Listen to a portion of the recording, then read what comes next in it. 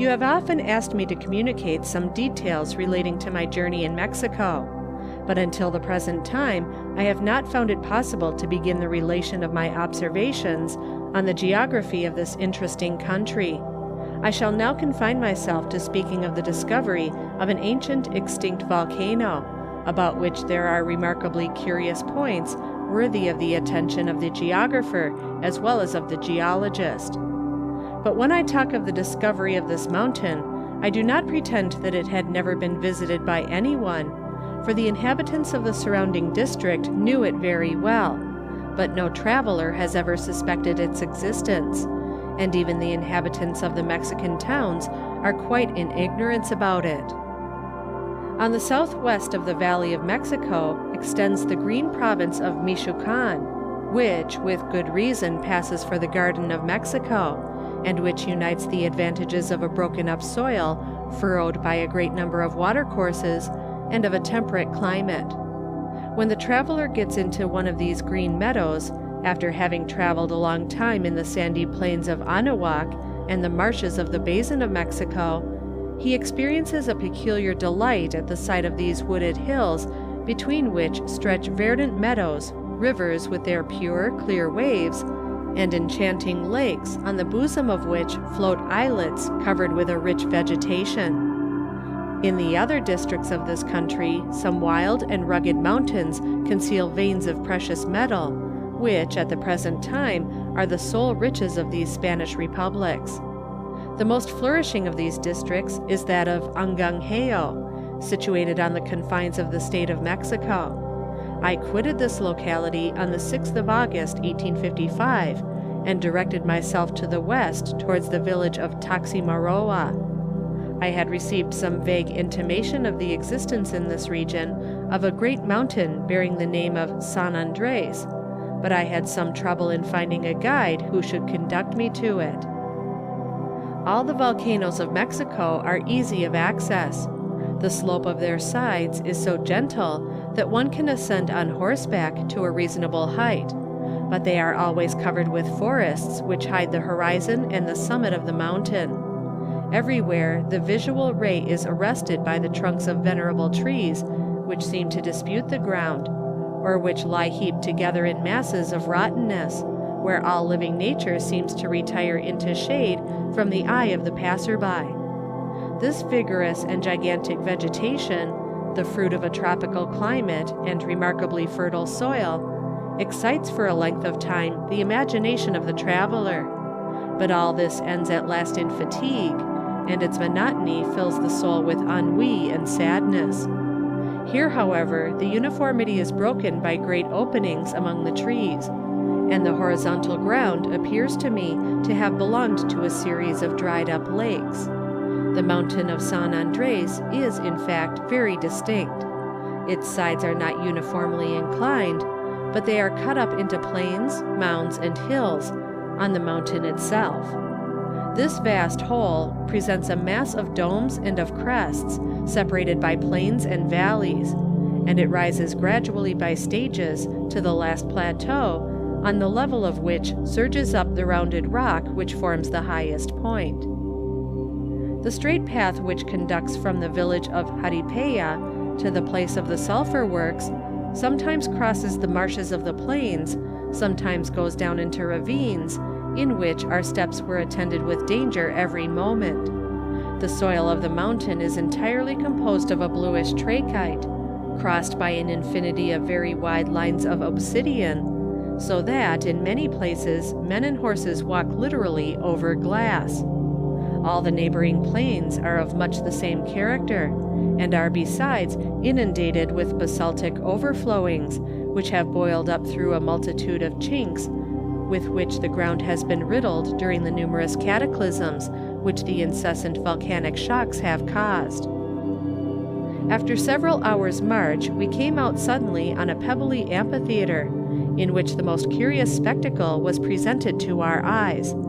At the bottom of this species of shaft is to be seen a circular pond, more than 300 feet wide, filled with a troubled and boiling water, from which escapes a cloud of vapor loaded with mephitic gases.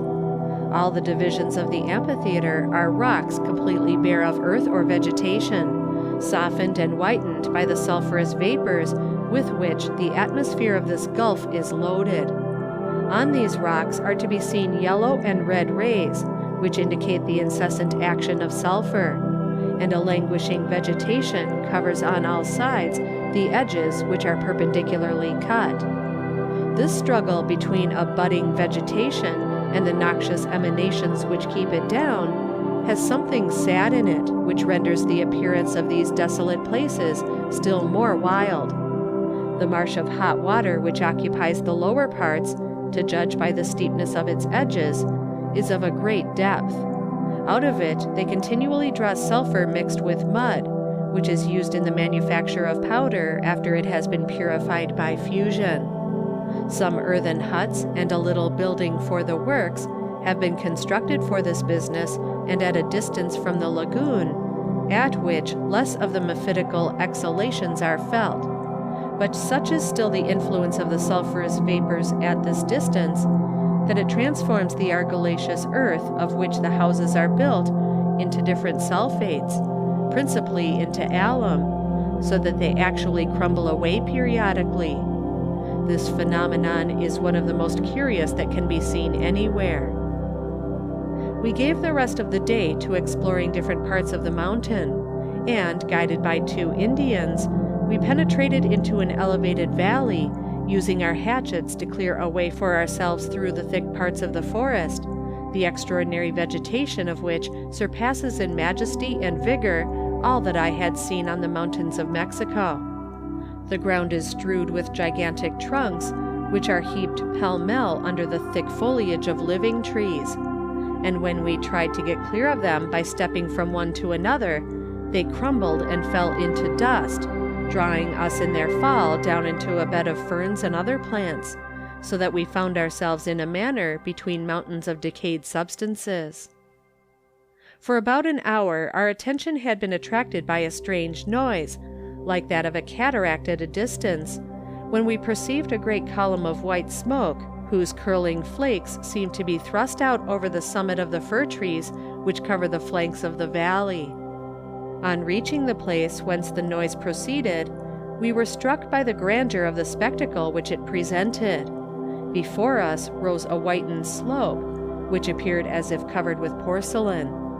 On the top of this there was a well with an opening about 6 feet across, from whence escaped, with a horrible whistling noise, an immense jet of vapor, which rose into the air to a considerable height. At the same time, a flood of boiling water overflowed from this opening and ran in several streams down to the valley. This phenomenon could only be compared to that of the geysers of Iceland, and here, as there, the results were the same. The waters in their course deposit a quantity of silica, and form all around those white rocks whose substance I have compared to that of porcelain. All the stones which these waters moisten are in a state of growth. Their surface is soft, like a species of paste, and when this becomes solid, it is a sort of compact opal. San Andres has many other curiosities too. Not far from this jet of vapor, and in the same valley, there is another hot spring in the middle of divers little basins, which look as if they had been cut by the hand of man. But this latter offers scarcely any object of interest except that of a simple mineral spring, unless it is the high temperature of its waters, which are found to be nearly 212 degrees.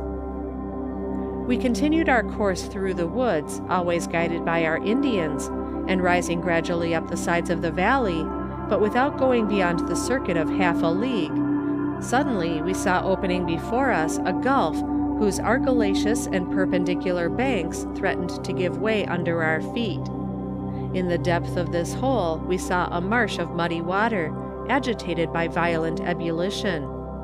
Its level first fell, then rose in immense swellings, and broke out and fell on all sides in waves of foam.